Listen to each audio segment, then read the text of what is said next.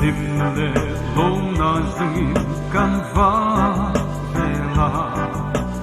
ma se dimle lom na kim kan tong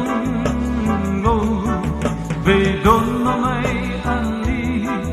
mun reng ong silo ve se na ali swahi lim na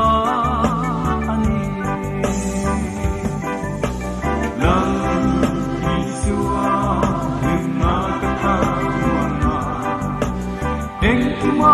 in suai mi ventis love Isua Christa can be sina Shui Sia Tiselan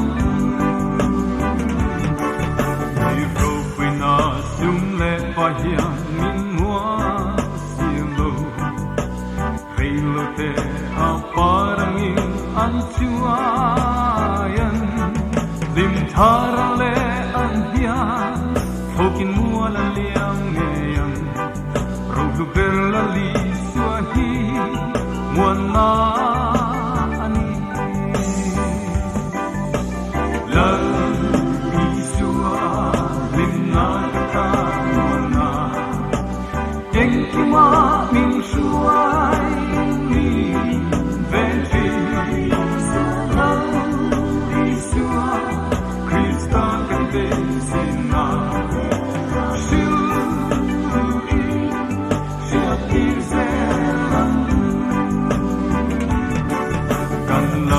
Sua out home and